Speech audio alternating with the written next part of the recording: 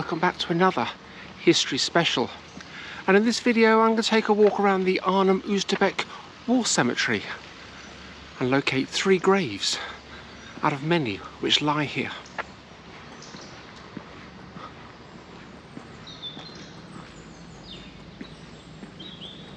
This is the airborne cemetery, and everybody who lies here was involved with Operation Market Garden back in September of 1944.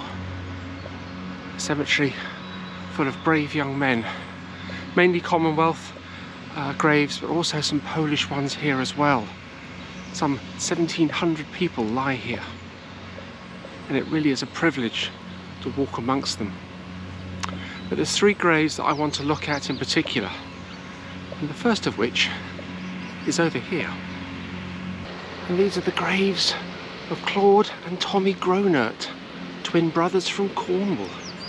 They didn't have to join out the army due to their reserved occupation as tin miners, but they volunteered to join up, and they died together, aged 21. They were serving with 6th Platoon B Company, 2nd Battalion of the Parachute Regiment. On the 17th of September 1944, they dropped into Arnhem at 13:30 hours and made their way towards Oosterbeek and Arnhem. At around 18:30 that day, just 5 hours later, 6th Platoon, led by Lieutenant Peter Crane, advanced via a track from the railway viaduct towards the Oosterbeek Lag Station, and almost immediately came under heavy machine gun fire. The fire came from 13 men of the 10th SS Panzer Division. Thomas Gronert was one of 2 forward scouts. He moved onto the railway track along with others of the 1st section. Thomas Gronert called out that he'd been hit, and Claude, who tried to help him, was nearby. Claude was then himself shot in the head, and the 2 brothers died next to each other. 2 brothers, born together, lived together, worked together, served together, and died together. Just 2 of the many who sacrificed their lives in order to rid Europe of war. Their action, along with the others that lie here, helped achieve victory in Europe, making all of us free today. We owe these people so much thanks, and it really is a privilege to come here and visit these brave people. 2 very brave young men indeed, and just so many others here who lost their lives sadly in Operation Market Garden. But there's another grave down here on the right hand side that I want to visit, and this is to a pilot, and a very brave man indeed, who won the Victoria Cross for his bravery on the 19th of September 1944. This is the grave of David Lord, VC DFC. Lord was 30 years old and a flight lieutenant serving with 271 Squadron, Royal Air Force, during the Second World War. On the 19th of September 1944, during the Battle of Arnhem, the 1st British Airborne Division was in desperate need of supplies. Lord's Douglas Dakota DC-3 with the registration KG374 encountered intense enemy anti-aircraft fire and was twice hit. With 1 burning engine, Lord managed to drop his supplies, but at the end of the first run found that there were still 2 containers remaining, and he knew he had to drop those supplies to the men on the ground. Although he knew that one of the wings might collapse at any moment, he nevertheless made the 2nd run to drop those supplies. He ordered his crew to bail out. A few seconds later, the Dakota crashed in flames with its pilot and 6 crew members.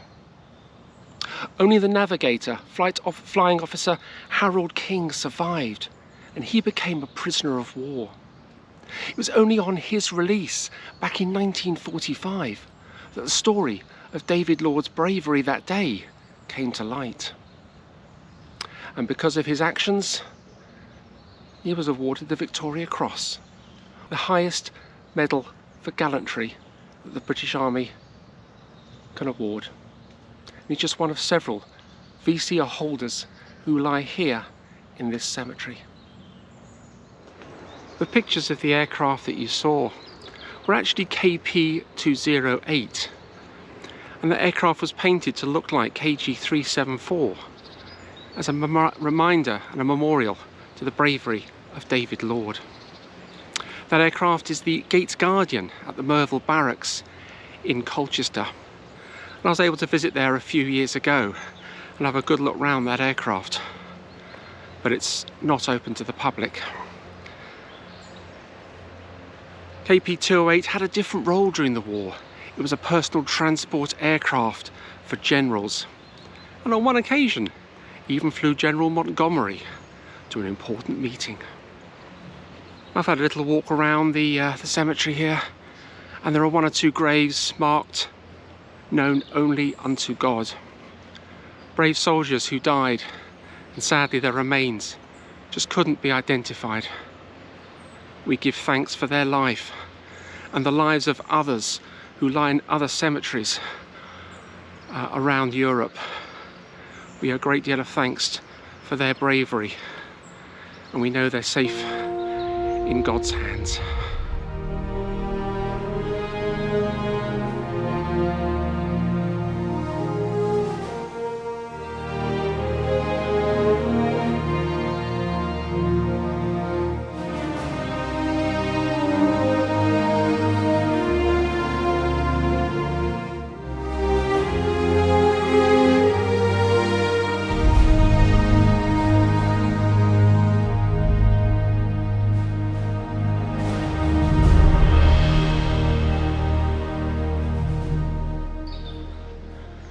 This year marks the 79th anniversary of Operation Market Garden, the events of which were portrayed in the film A Bridge Too Far.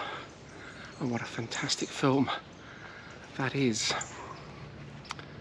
When the graves were laid out here, the local girls would come and lay flowers on the grave of our brave soldiers.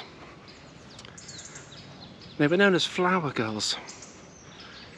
And many of them, although they're older ladies now, still tend the graves. And so do some of the children, a tradition which has been kept up since 1945. On my left-hand side are the Polish graves. There's quite a number here. Brave Polish soldiers who fought alongside the British troops at Operation Market Garden. The plan was to capture all the bridges over the rivers and then form an armoured crossing into the Ruhr region of Germany. But they went one bridge too far, and that bridge was Arnhem. And I visited Arnhem yesterday and walked on that bridge and visited the Airborne Museum as well. It told the story of Operation Market Garden. I hope you've enjoyed this history special. Thanks for watching.